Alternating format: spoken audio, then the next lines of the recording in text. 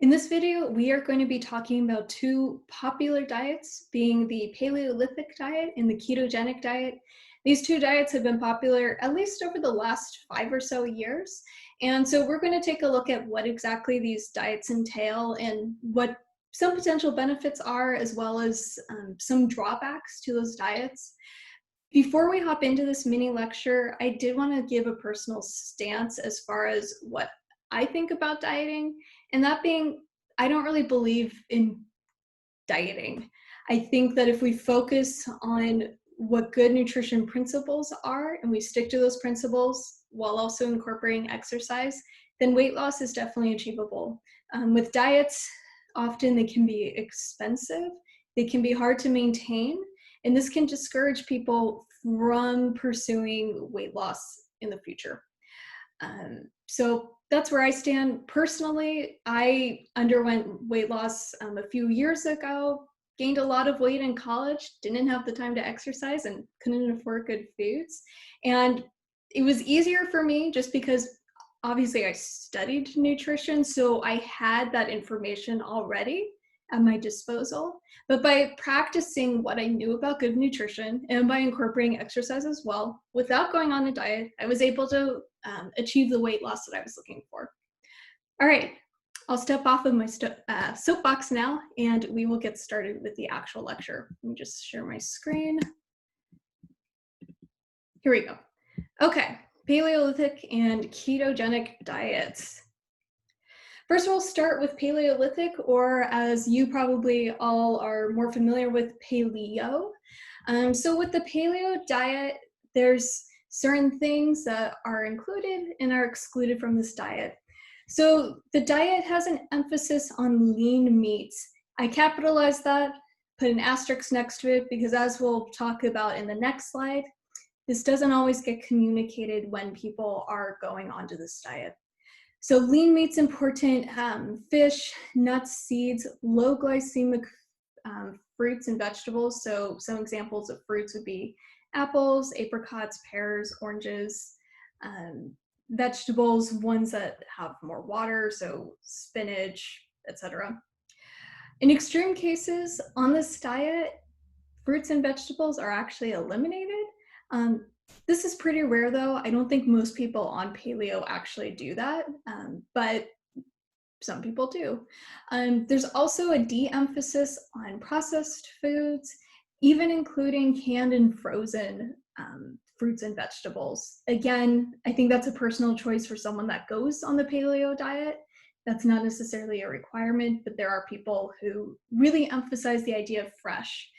So with this diet, the idea is that we are trying to eliminate anything that's processed, anything that became common with farming practices as well.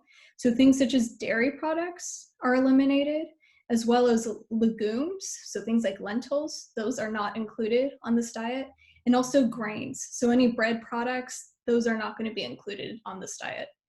Coffee, salt, and sugar, these are also not going to be seen on a meal plan for someone on the Paleolithic diet. This first appeared technically, we can say, with the early man. That's what this idea is based off of, is that in the early man days, there were hunter and gatherers. So they hunted their meat, they gathered their fresh fruit and nuts and seeds, vegetables, etc. However, as an actual diet itself, this surfaced more in the 80s, kind of went away, and then reemerged again a few years ago. All right, so let's look at some benefits and problem of paleo. So one benefit that is important and really important for anyone is to consume less highly processed foods, which on a paleo diet, it's assumed that a person is going to not be consuming highly processed foods. These are going to be higher in things like trans fat, salt, and sugar. So by eliminating those, that's going to bear health benefits. There's also improved satiety on this diet. It takes longer to digest proteins, and also fruits and vegetables. The fiber is going to be helpful for that if a person is incorporating fruits and vegetables. And then there is evidence that weight loss is possible on this particular diet. Now, there are some problems with this diet, though. The first being, as I somewhat alluded to in the last slide, is that it can be expensive to maintain this diet because of the emphasis on fresh foods. So by always buying meat, which that's usually pretty expensive, and also buying fruits and vegetables, especially if you're buying organic, which I don't think that's a stipulation on this diet, but some people might choose that. It's going to be expensive over time because you're constantly having to replenish your food supplies because you're primarily using fresh food sources. Also, another thing I alluded to is the fact that people don't stick to lean meats. This is a caveat of the diet. However, people, especially if they don't do enough research, they probably think all meat's going to be okay. Now, we know, though, the problem with that is that with increased meat consumption, especially red meat, that's going to become a problem when it comes to cholesterol levels. It's going to yield higher LDL cholesterol levels, which that's the cholesterol that's not good for our bodies. And it's going to lower HDL cholesterol levels, which that's the good cholesterol for our bodies. So that's not really beneficial to our health in the long run. Also, depending on if the person is having fruits and vegetables, a person might experience constipation. Also, since there's no grain products, wheat products on this diet, wheat helps as far as fiber is concerned. So if there's not as much fiber on the diet, constipation is going to be likely. All right, and then also there's the potential for deficiencies in certain vitamins and minerals. So because we're not including dairy and we're not including grain products, we're going to see deficiencies in vitamin D, B vitamins, and calcium. The calcium is of particular concern just because with higher meat diets, there's going to be more calcium that's leached into the urine. And also vitamin D helps with the absorption of calcium. So if we're not getting enough vitamin D in our diet, then we're also not going to be getting enough calcium. So that's just something to keep in mind. So overall, weight loss is possible with the paleo diet. It can also help with increasing insulin sensitivity. So that means we're able to get that blood sugar out of our bloodstream and into our cells so that our body can actually utilize that energy. And also blood pressure can be decreased. But as we can see, there's also a few problems with this diet as well. And there's more research ultimately that needs to be done, especially long-term research. Most of the research is fairly short-term, within 6 months of studying, but we haven't seen the long-term effects of a person with this diet over time, what's going to happen to them. Okay, and then we have the ketogenic or the keto diet. With this diet, it's particularly high in fat, moderate in protein, and then very low in carbohydrates. The idea or the theory behind the keto diet is that your body naturally burns off carbohydrate as a fuel source. Carbohydrates are the primary fuel source for our body. But if our bodies don't have a whole lot of carbohydrates that they can use for that energy, then the body's going to have to start to burn fat. And this, by burning fat and by burning body fat, then this is going to result in weight loss, is the theory. This process of burning fat for energy, this is known as ketosis. This diet first appeared in the 1920s as a way to treat children with epilepsy.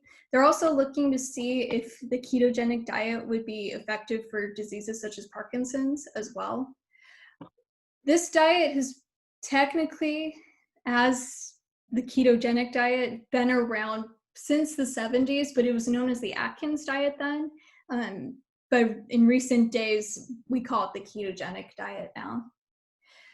With the ketogenic diet, from what I've been reading more and more, even from people that are avid supporters of the ketogenic diet, is that you really should not be on this diet for long. You should do it for short bouts of time, almost like intermittent fasting, but not quite like intermittent fasting, but just the idea this shouldn't be something that you adopt for a very long time. Now, with the keto diet, there are some benefits that come along with this one as well. Weight loss is achievable. I will say, though, when I was doing my research on this one, there was one study that compared people who were on the keto diet compared to the Mediterranean diet. They said that over the first, I want to say 6 months, something over the first bit of being on this diet, people who were on keto lost more weight than people who were on the Mediterranean diet. But after that period of time, those rapid gains from the keto diet, those slowly start to go away. And the Mediterranean ketogenic diet over time then have similar yields as far as weight loss. There's also some evidence that there can be cognitive improvements. So when it comes to things such Alzheimer's and dementia, they're doing research to see if this diet would be helpful in preventing or lessening the effects of those two disorders. And then also it has the potential of reducing acne as well. Just like the Paleolithic diet, there are some problems with this diet as well. Constipation is is also something we need to keep in mind with the ketogenic diet because, again, low carbohydrates, so we're not getting that fiber that we need that helps when it comes to our bowel movements.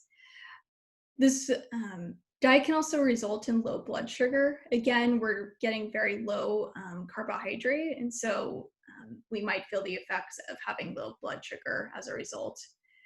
There's also the concern that people might be consuming too much saturated fat and trans fat.